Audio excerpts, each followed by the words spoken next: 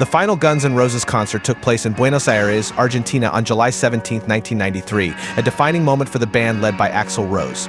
At the time, none of them realized it would be the end of their era together. Maybe they knew, but no one wanted to admit it. It was just time to take a break.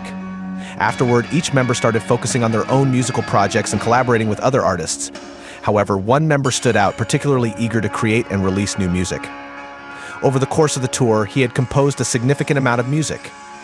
Duff McKagan was the first member of this lineup to release a solo project. Just a few months after the Guns tour ended, he had already written more than 60 songs.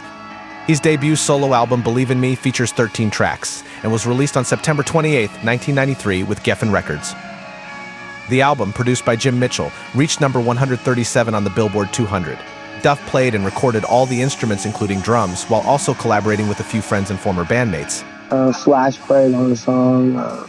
Matt Sorum, our drummer, played drums on the song. Teddy played keyboards like Dizzy. Sebastian and Rob from Skid Row played the song. It's great. I mean, it got little help from my friends. It's great. The album was recorded in 8 different studios. In an interview with Hard Rock France, McKagan explained how Jeff Beck ended up collaborating with him. We met in Paris when he was going to join GNR on stage. His hotel room was across from mine, and we hit it off. So I played him tapes of my solo songs, and one of them in particular caught his attention.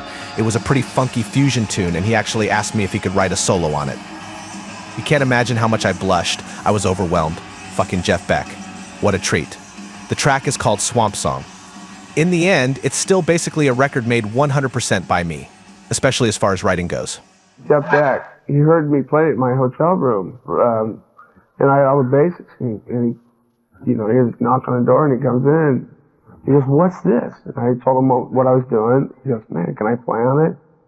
I'm like, "When?" You don't say no to Jeff Beck, you know? And Lenny's just a good friend of mine, and he used to come to my house, and he really liked this song, The Majority, and I got done recording it in the studio. I was at A&M, still in L.A., and I called him. I said, "Dude, I recorded it at a real studio. You want to sing it?" He was there in 5 minutes. Sing it, and that was that. During the Use Your Illusion tour, most fans were already aware of a new album in the works. Axl often gave speeches to the crowd, typically before performing the Misfits song Attitude, where he talked about plans for a punk cover album they intended to release in the near future.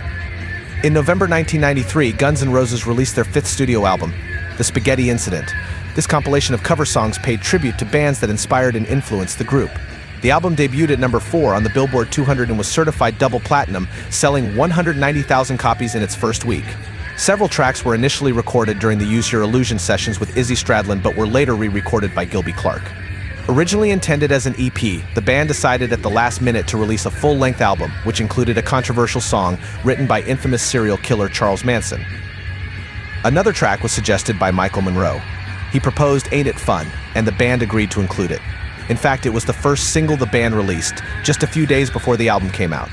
The Spaghetti Incident features 12 songs, including a hidden track. One of the songs showcases Slash on lead vocals. The album was produced by Mike Klink and Jim Mitchell. Interestingly, during this period, the band released a music video for Estranged, a song from their previous album, Use Your Illusion 2. Another unusual decision was that they did not tour to promote the Spaghetti Incident. What about the Spaghetti Incident? What was that experience like? All covers? Well, that record sort of came together on a whim, you know. We were on the road, and Axl would call up and say, "Hey, let's record tonight. You know, I want to do Since I Don't Have You," you know, and we'd go, "Oh, wow," you know. And we'd all show up in the studio and record it, and then we did probably 2 other sessions for the whole record, recorded 5 or 6 songs a day. And before we knew it, we had all these songs. You had an album. Yeah, and we said, well, what are we going to do with this? So we said we'd put it out. There was no marketing strategy for it or some sort of like ploy to get us to a certain place. We just wanted to record some songs and release them. When we first got into this thing, I first started recording it, it was more or less punk song. After, 13 songs were recorded, all of a sudden it wasn't a punk record so much anymore. It was a Guns N' Roses compilation of songs that we were into and bands that we were into when we were coming up and sort of younger and being influenced by all this stuff that was going on. There were many rumors about the album's name. In an interview, Matt explained that it was inspired by a fight between Steven Adler and Axl at an Italian restaurant, where they threw spaghetti and meatballs at each other. Another version of the story claimed that Steven Adler used to keep his drugs in the refrigerator, and Duff suggested using a code word to refer to them so no one would notice. The word chosen was spaghetti. Here's another explanation from Duff about how he came up with the name. Steven, Slash, and myself lived in Chicago for 3 months. We all lived together in this condominium, an apartment, above an Italian restaurant.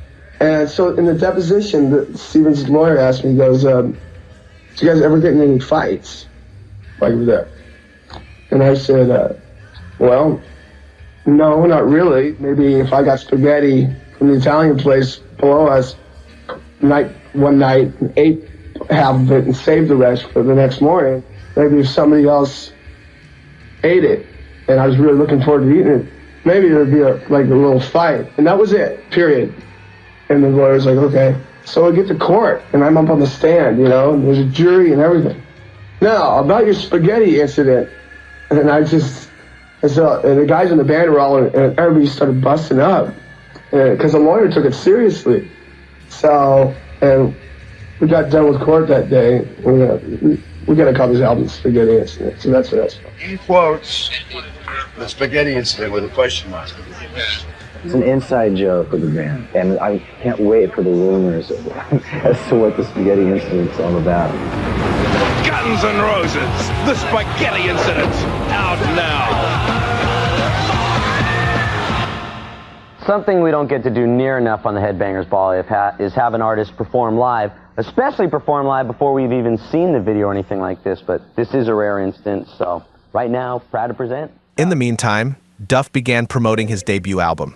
He played a couple of shows in the United States and later went on the road as the opening act for the band Scorpions, performing several shows across Europe. In 1994, Duff continued touring in Australia and Japan, but his drinking problem made it increasingly difficult to stay on his feet.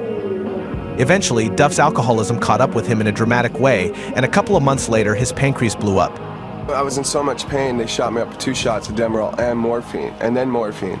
And I was still just completely doubled over. Whoa. And then seeing the doctors' faces turn white once they did the ultrasound. Yeah. Like, how is this guy still alive? Yeah. Whoa. How long do you think this will last?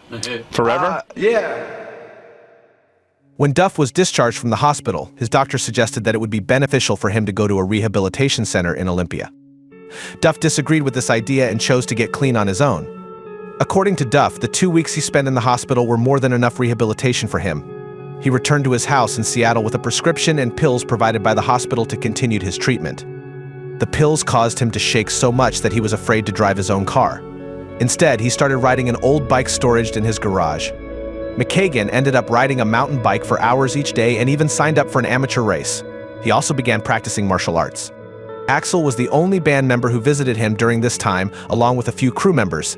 Duff and Axl began discussing how they could release a new GNR album and what direction to take it in. By this point, Gilby Clarke had been ousted from the band and released his solo album, Pawn Shop Guitars. It is true that Gilby is no longer in the band. Gilby's no longer with us. He's not with Guns. Okay, and there's a new guitarist that's been hired. I could leave tomorrow. I honestly, we don't know what's happening with GNR. I have no idea what's going on right now. I really don't. There's no talk on... No, I haven't spoke to some of the guys in a long time. When was the last time that Guns played? It was a year ago. Gilby Clarke released his solo album in 1994 with the support of Virgin Records. Initially, some of these songs were intended to be part of the GNR catalog. However, there wasn't much interest in them, and they didn't fit well with the style Axl wanted for the band at that time. As a result, Gilby decided to release them as a solo project. Most of the songs were written before Gilby joined the band, with only 4 written during his time touring with GNR. Gilby shared that during their early days of struggling financially, they often had to pawn their guitars to get by. This experience inspired one of his songs, Pawn Shop Guitars, as he thought the title perfectly fit the whole concept. The album features 11 tracks, though the version released in Japan includes 12. Gilby brought several friends in to record the album, including Black Francis from the Pixies and Skid Row drummer Rob Affuso. He also had the collaboration of all the GNR members, including Axl on piano and vocals. They recorded Dead Flowers by the Rolling Stones, a song they had already performed at several shows. Initially, Axl only played the piano, but later he asked Gilby if he wanted him to sing as well. And right now you're out touring. Yeah, we started in the States about a couple months ago with Motley Crue. And then I went to Europe, and then I'm starting back in the States for the rest of the year. And going to South America with Aerosmith. Yeah, that's pretty cool. And when people are going to your shows, are they expecting, what are they expecting? You know, half of the people heard like the song on the radio and half the people are just GNR guys and stuff, you know. And it's like, at first, you know, we start out, you know, I play like a song off the Spaghetti and say, play songs off my record, couple Kill for Thrills, and then we just jam and play covers. Sometimes we'll play, like last night I think we played like 5 Stone songs. It's like, you know, we just get going. I wrote everything pretty much for this record. That's the reason why I made it, you know, because I wrote a bunch of songs and they really didn't fit with GNR, you know, so I just did it on my own. What was really nice about playing with the guys is there's a lot of aggression in their music. And once again, it is simple. It is like, you know, rock, but maybe it's hard rock, you know, but I like the way that they approached it. It was just very aggressive, and it was the way that I've always wanted to, you know, make records and play live. Meanwhile, Slash was working on new material for Guns N' Roses, but apparently these songs didn't fit with the new direction Axl wanted for the band. As a result, they ended up becoming part of the first Snake Pit album. Slash also decided to build a pinball machine, which provided a great opportunity to release Ain't Going Down, an unfinished song that GNR had recorded during the Use Your Illusion sessions. Well, for one, okay, there hasn't been a cool pinball machine in the last 11 years as far as rock and roll is concerned. Like, I think the last one, not to plug Ted Nugent, but it was Weekend Warriors. Anyway, so when we decided to do one, it had to be something really cool and different and exciting. And so the Guns N' Roses machine is the loudest one ever made, so. Slash approached Data East Pinball, and the Guns N' Roses game was born. It's definitely a hip game. Plus, it's the first game that's ever had real guitars. It's also the loudest one made to date, you know. So I'm real proud of it. Blaring 8 GNR classics, the machine also plays some unreleased material. There's a song called Ain't Going Down, which we just never finished. And we have a chorus for it. So I figured we'd use that, you know, finally get it out there. So now that we've done it, we have to actually record it. At the end of 1994, Guns N' Roses was invited to contribute to the Interview with the Vampire soundtrack by covering the Rolling Stones song Sympathy for the Devil. While Slash disliked the movie, Axl loved it. Despite his reservations, Slash saw this as an opportunity to reunite the band in the studio and potentially begin working on new material. Axl insisted on bringing in a childhood friend named Paul Tobias to replace Gilby's position and become part of the band. However, Slash and Paul didn't get along, and neither did the rest of the guys. There's a guy that's from Indiana who I can't stand, and he's sort of added a little rhythm guitar there. But he also put little answers on my guitar solo. If you listen to it, you'll hear my guitar, and then you'll hear this little tinny little thing in the background. And so that, you know, the movie bored me to tears. And Axl, of course, always being my nemesis, right, went and saw it and loved it.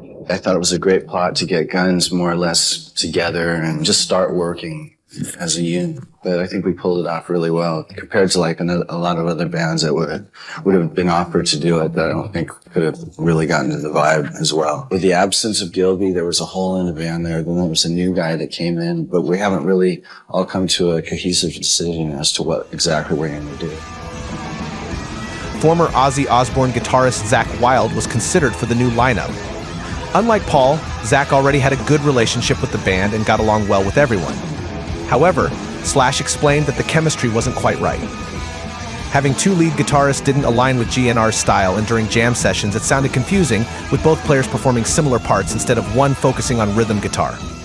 The very latest news from the Guns N' Roses camp is that the band have been rehearsing recently with former Ozzy Osbourne guitarist Zakk Wylde. We jam with Zakk, but Zakk's like he's a good friend, so we've just been jamming. We haven't made some sort of finalized decision as to who's going to be the new guitar player. Usually Guns N' Roses has an off rhythm and a main lead sort of riff. And so now me and Zakk just play the same thing. Right. But that's just because we're both lead guitar players. So as much as I love Zakk, we haven't made any decision. We don't sound right. It doesn't sound right with like 2 heavy lead guitar players.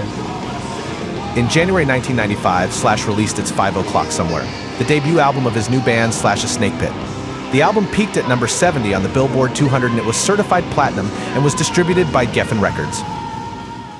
Me, Slash, and Matt are working on some songs. It's not for Guns N' Roses, it's not for anything in general. We're it's just an album with Slash and you? It could be Slash's album is what it could be, because Slash has been talking about making his own album, you know, because Duff did it, I did it, he can do it. He has to do it. He has some really, really good songs. A lot of people expected it to be a solo project, and I mean, even Axl, who we had a couple altercations between he and I where he wanted the material back, and I said, no, the album's finished.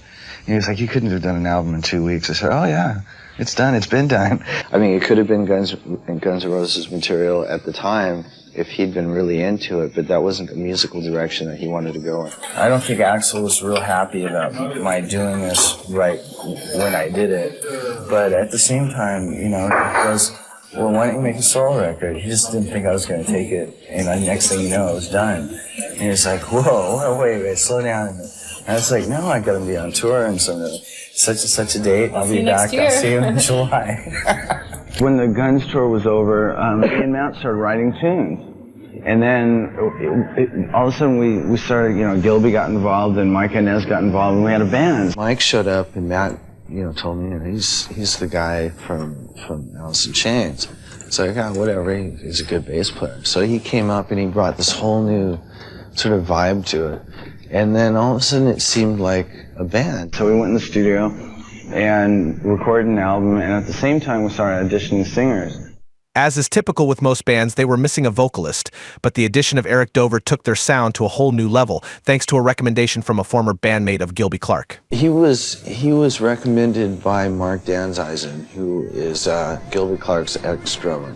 And so I liked his voice, and he liked his voice, and so we said, well, sing to this particular song, which turned out to be Beggars and Hangers On. Beggars and hangers on, try to take you from me.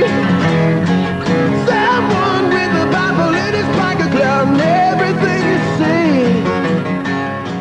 see. So I sent in a tape and that's it. They give me a plaque and everything. 41st vocalist, you know. It's really a band, so we collaborated a lot because, for one, we were forced to, and for two, because none of us had really all worked together as a band, so we all had a lot of input to get the basic idea across as to what we all sound like together. I mentioned to Axl, let's go play some clubs for the Spaghetti Incident when that came out, and Axl wasn't into the idea, and I was like, well, what are we going to do? I don't want to get a huge orchestra and all that kind of crap on stage. I just want to get back down to a normal rock and roll level, which meant going back to clubs. You can't get any bigger than the stadium, you know, it's impossible. There was no future for Guns N' Roses, for, you know, on my behalf, to go and play in theaters or in small gigs. Not at all. Yeah, Axl was adamantly opposed to it. So this is, when this band came together, it just happened out of nowhere. In this instance, we can play a stadium here and there, and for the most part, we concentrate on just doing clubs. And then you really have a good fucking feeling of who you're playing to. And the reciprocation between the band and the audience is so tight that everybody becomes one. And I think that's what rock and roll is, you know. The name Snake Pit came from the fact that we recorded the demos for this actual album in a room that's right next to the snake pit in the house, which is where all the snakes are. And we just called it Snake Pit because it was the easiest thing to come up with. I went to England one time with Guns, and went to the bar. It was about 10 o'clock in the morning. I said, I know it's only 10 o'clock, but give me a Jack and Coke. And the bartender looked me dead in the eye, and he goes, it's 5 o'clock somewhere. And so it's stuck in my head ever since then. And so when we were doing this thing, basically, that's what the whole album's about, you know. It's 5 o'clock somewhere. Give me a break.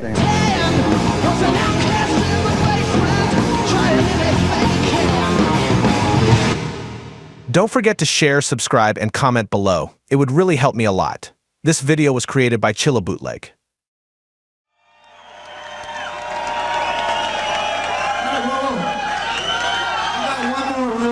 Special thing I know you guys weren't even expecting when you do it on the radio. Easy, come on, dude.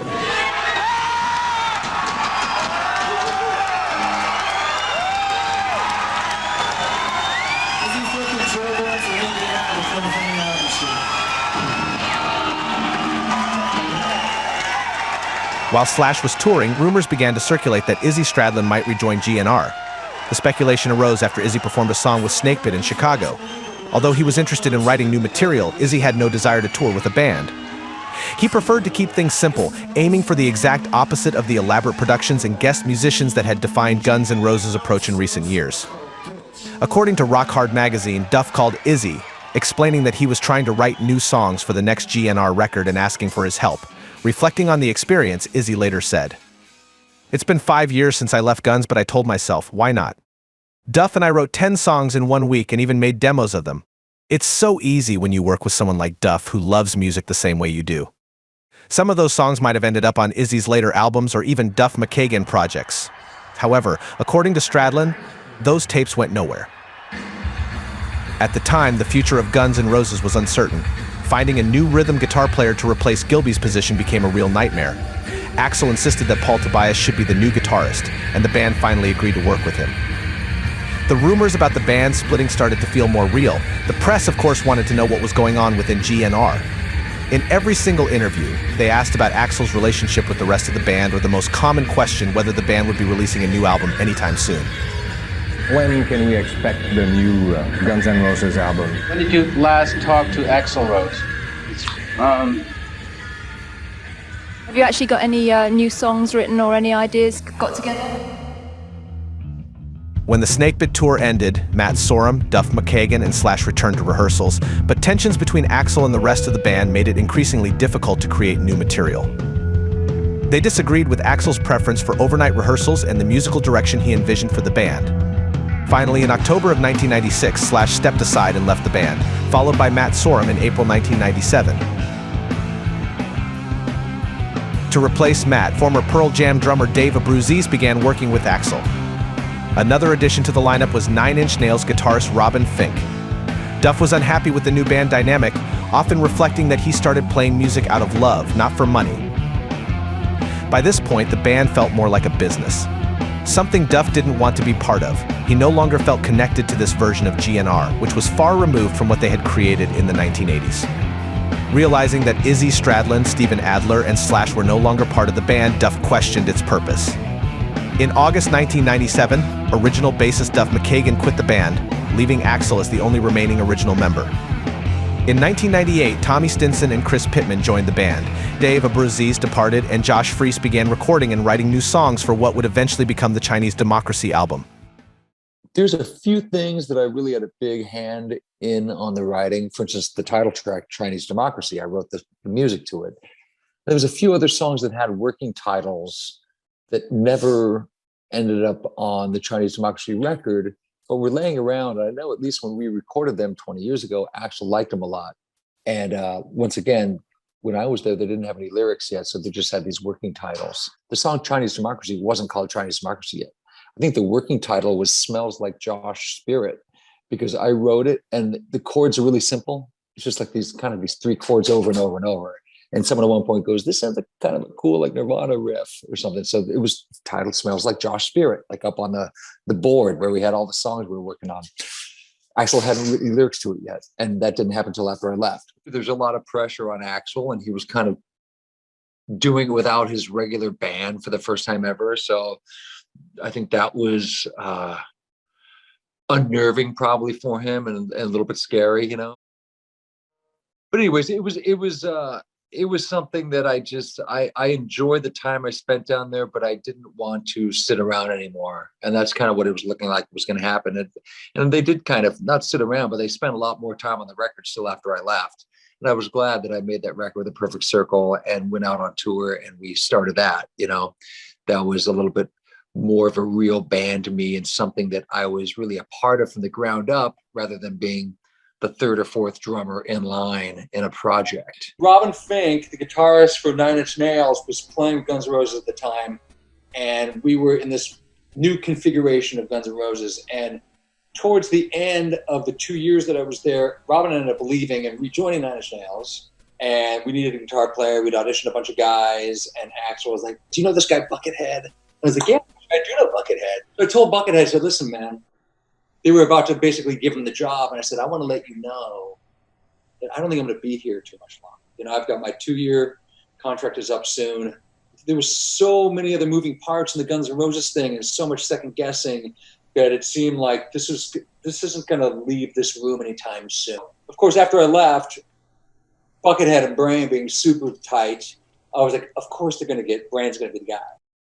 But what about his former colleagues in Guns N' Roses, guitarist Slash, bassist Duff McKagan, drummer Matt Sorum? Well, this week, all three of them reunited in snowy Utah to play an hour-long set at the Slam Dance Film Festival, a somewhat edgier offshoot of the by now mainstream Sundance Festival nearby.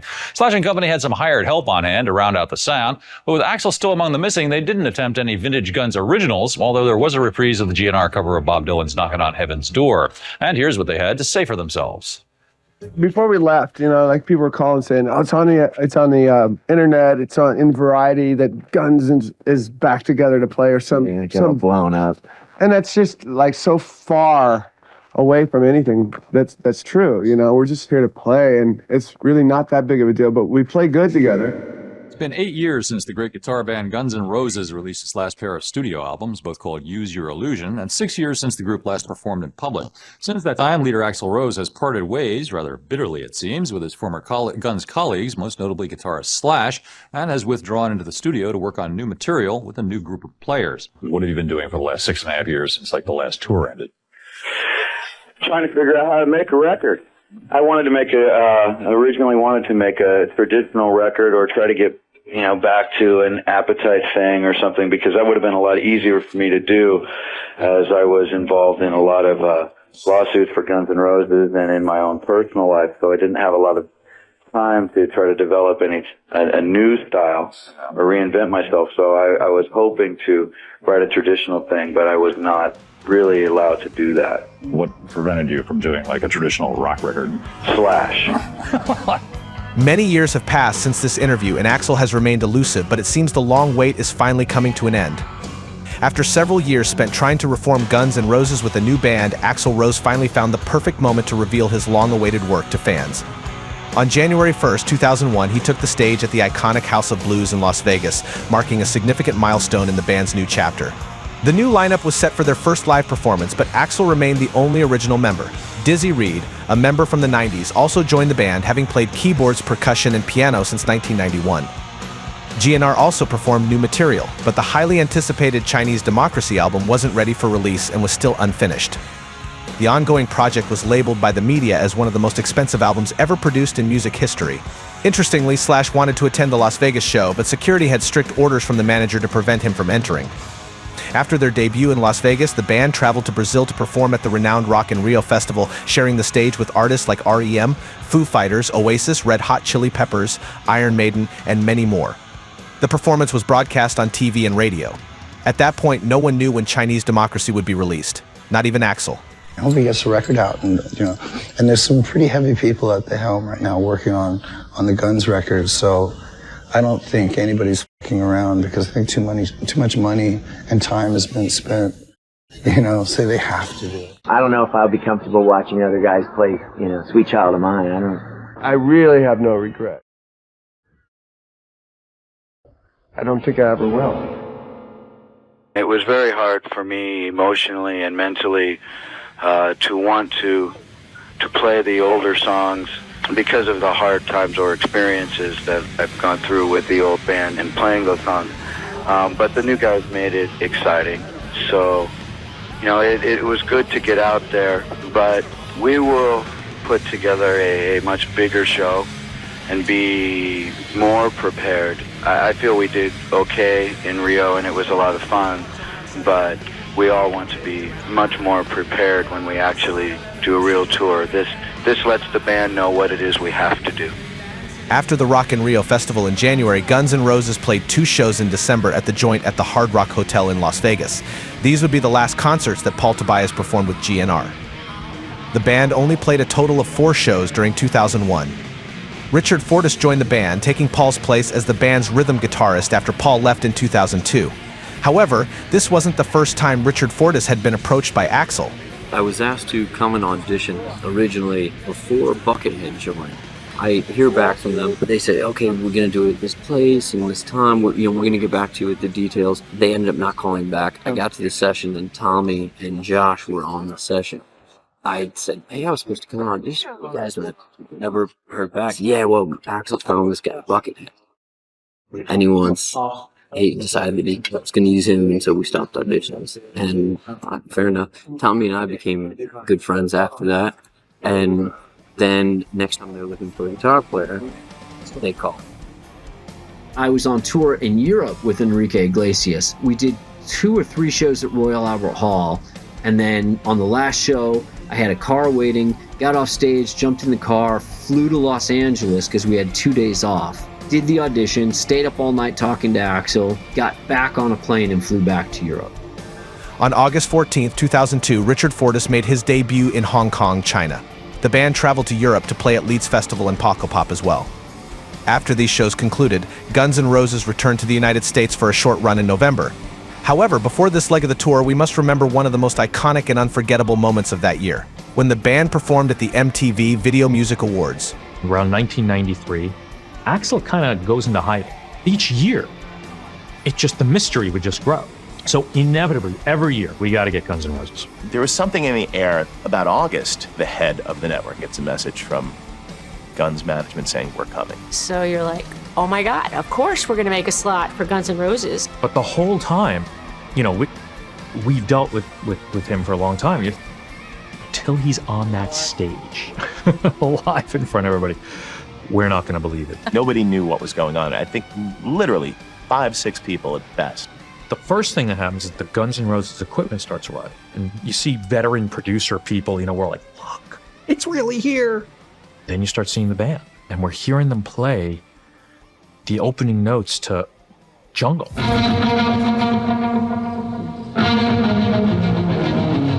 just like, oh my God, And then we realized, wait a minute, nothing's happened yet. Axl's not here yet. Let's not get too excited. And then there's that moment where, Axl walks in the room and you just know it. The entire thing sounds like music. The entire time, it's silent. Nobody wants to speak him, scare him. They run through it one more time. It ends. He walks out. We're all looking at you like, I can't believe that really happened. Let's see if it happens tomorrow. The following day, we were all nervous that he wouldn't show. So once we knew he was safely in the trailer and this was really going to happen, we had Jimmy come out and start doing some teases. And then it happens. Ladies and gentlemen, Guns N' The crowd was like, what? And anybody that had left the room came running back in.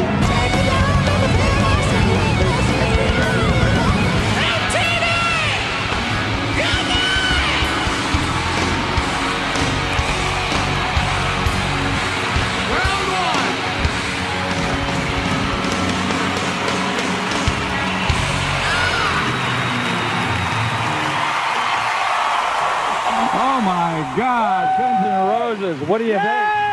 Did you ever see them before? I've never seen them. The appetite for destruction, everything, use your illusion, that's unbelievable. That was the great. It's an all new band except for Axl and Dizzy, but do you think they still sound pretty good? Unbelievable. Buckethead did his job. It was great, man. Thanks so much, Kurt. I had the best time. We're going to check in with Kurt one more time.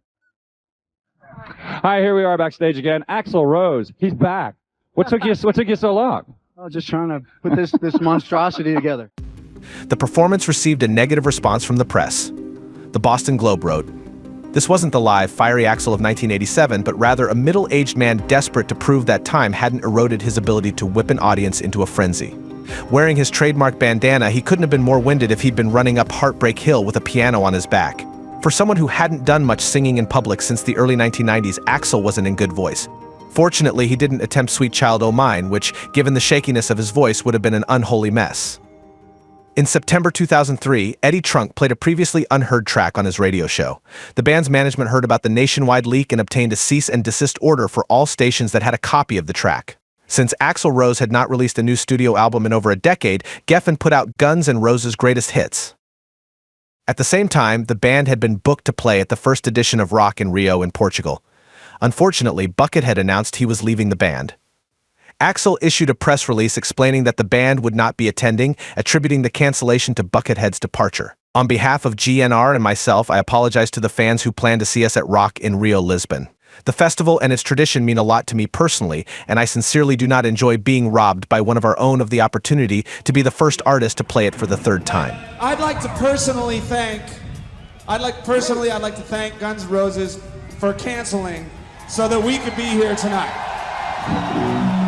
This song is for them. It's called Stacked Actors. Check it out. The band began searching for a new guitarist, but it took several years to find the right fit. Many fans speculated about who the new guitarist might be, with some even suggesting it could be Slash. However, these were merely rumors. Following a recommendation from Joe Satriani, guitarist Ron Bumblefoot Dahl joined Guns N' Roses in 2006, taking over for Buckethead.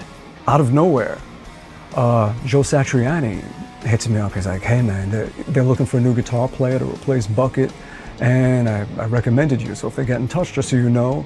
And at the time, I didn't know what they were doing. I didn't know where they were and what their plans were or anything. A few hours later, someone got in touch from the band and sent me this funny email, and I wrote them back, and it was like, yeah, I'd love to spread the love, let's talk.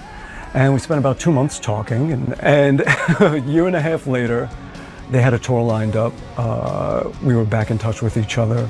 We got together in New York, brought my guitar, we jammed to 3 songs, and we ended up jamming 7 times and then hit the road for 3 months. To prepare for their upcoming tour, Guns N' Roses decided to play a few warm-up shows in New York. In addition to marking Bumblefoot's debut, these performances were the band's first in over 3 years. Just a week before these shows, Axl was invited to a radio program hosted by Eddie Trunk, who was joined by Chris Jericho, Sebastian Bach, and Scott Ian. During the interview, Axl shared stories about Izzy Stradlin, prompting Eddie to ask about him. What's Izzy doing now? He was probably going to be out here. He might show up for the shows or something. We'll see. I don't know. Oh! Look at Sebastian. Whoa. Okay.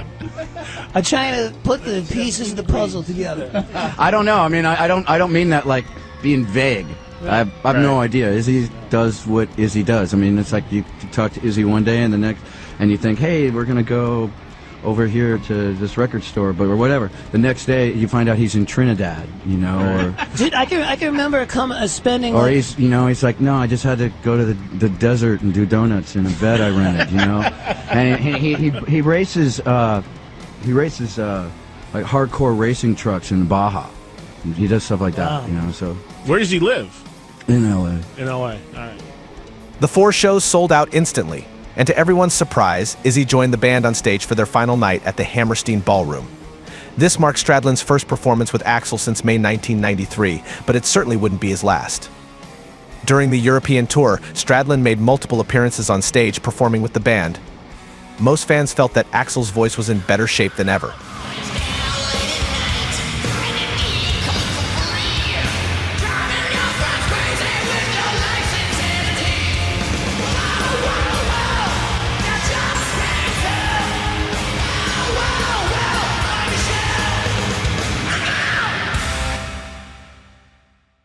Midway through the year, Brain decided to leave the band to spend time with his family as his wife was pregnant. Frank Ferrer, recommended by Richard Fortus, joined Guns N' Roses as his replacement. They had been friends for over 12 years. And I had played with Tommy Stinson also through Richard Fortus. You know, I met Tommy through Richard Fortus. So between Stinson and Fortus, to them, what I understand was like very natural just to give me a call because we were friends, and we also had a good musical relationship. We've worked together, we've played together, which is very important. The band got straight to work and began the 2007 leg of the Chinese Democracy Tour in June, starting in Mexico and continuing with shows in Australia, New Zealand, and Japan. After years of anticipation, fans finally got what they had been waiting for: the release of Chinese Democracy. The band's 6th studio album was released on November 22, 2008 in Europe and Australia, November 23rd in North America, and November 24th in the United Kingdom. The album debuted at number 3 on the Billboard 200, though it fell short of industry sales expectations. In March 2009, the band faced another change when they announced DJ Ashba as the lead guitarist. He replaced Robin Thicke, who had left to rejoin Nine Inch Nails.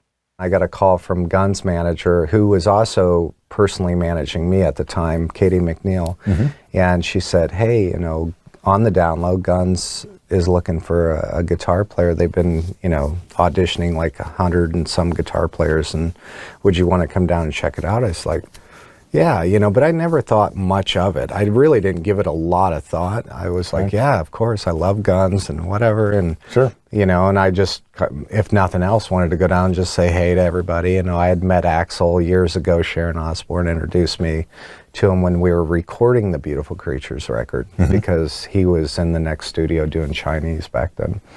And it's like, yeah, it'd be cool to say hi to Axl. He's from Indiana. I'm from Indiana, Right. And I went down, and I guess Axl caught wind of it, and I had no idea really he even knew anything about me, but evidently he really follows music in general. He knows a lot about everything that's going on.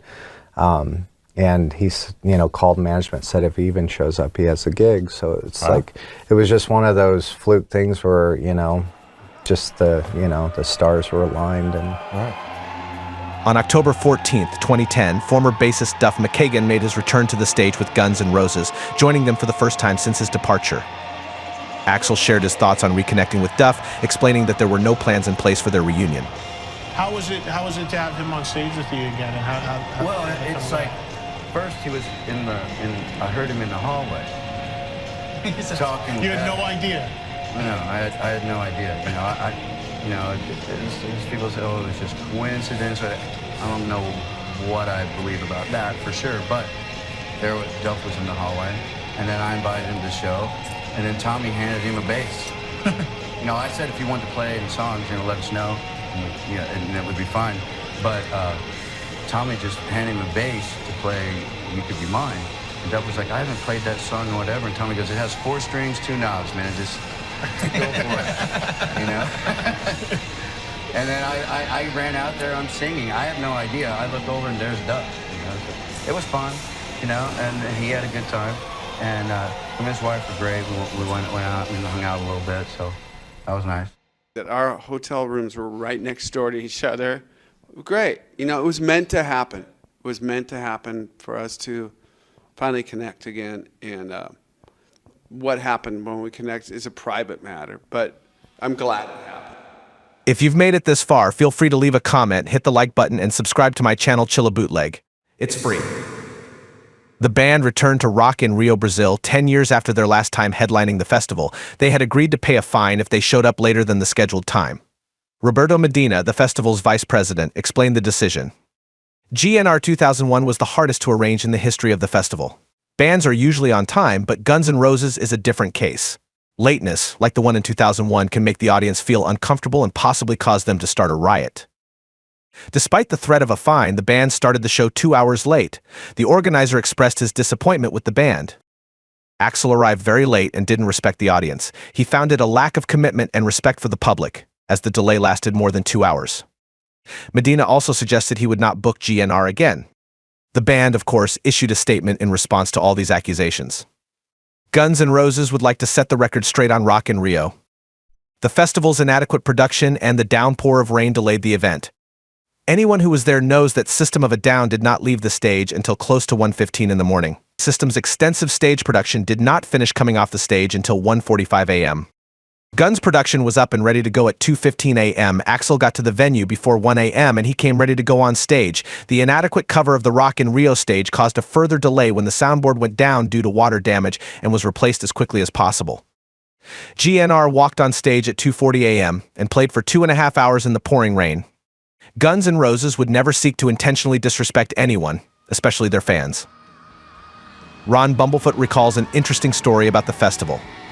Someone gave me this Star Wars Stormtrooper helmet, and so I took it and I put it on, and as soon as it touched my head, it fused to my skin, and as soon as I exhaled, it fogged up, and I was completely blind and couldn't remove it, and I was about to have to play the guitar solo to this iconic song, and I'm blind, and I don't know what I'm doing, so I kind of get it off. I was like, all right.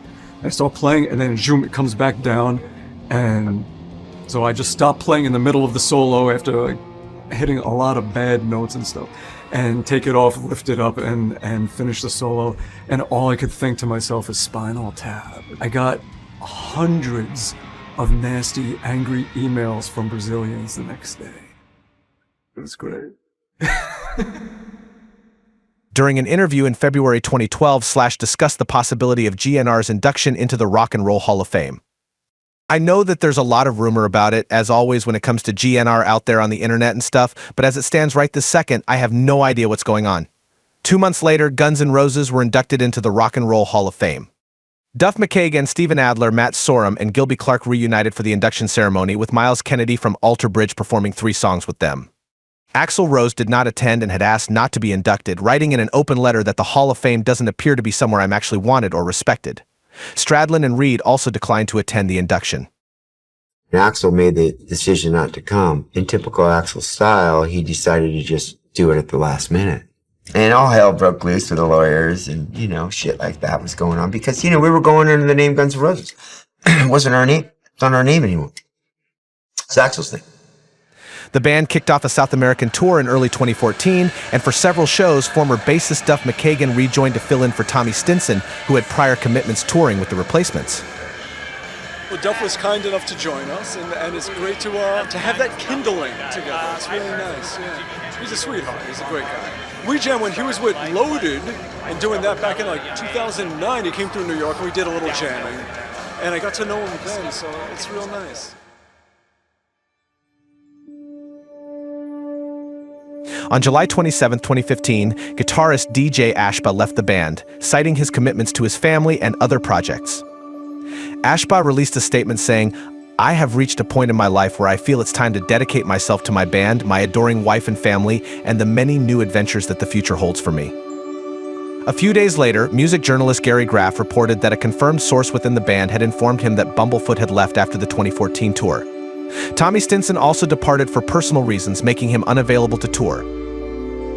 Without a doubt, the period from 1996 to 2015, during the entire Chinese democracy era, was extraordinary and unique. Many fans preferred this lineup over all others. What do you think?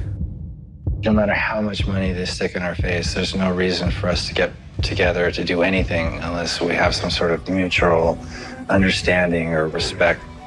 And we're way, way far from that, so I don't see it anytime in the foreseeable future. Chapman. Hey, any chance you guys doing a reunion tour with a full lineup in the future? Let it back lifetime. If it ever happens again, cool. I think the problem with, talking about that particular subject is because it didn't end on a good note. Mm-hmm. Every time they bring it up, it just automatically makes you say negative stuff. Yeah. And so it's partly my fault because I generate a lot of ill will just by going out there and saying all kinds of negative stuff. So at this point, I'm just like, I'm not really bitter about it, and I haven't been for a while. So I'd just rather not talk about it. Most people want to see the original 5 with Izzy and Steven, and I agree, that was a great band. But if they want other people, myself and Matt, I wouldn't do it. But I would only do it if Slash was involved. Any chance of a reunion? Is there any chance? There's always a chance of anything in this life. Who knows? I know in this life, you don't know what's going to happen. I think we should do something. Axl, Slash, talking to you. If everybody wanted to do it and do it for the right reasons, and I think the fans would love it. And I think it might be fun, at some point to try and do that. Guns N' Roses officially came together again on April 1st, 2016 at the Troubadour in Los Angeles, marking their first performance together since 1993. This highly anticipated reunion kicked off a new chapter for the band, leading to the Not In This Lifetime tour.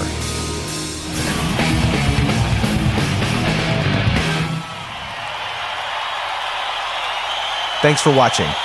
This video was created by Chilla Bootleg.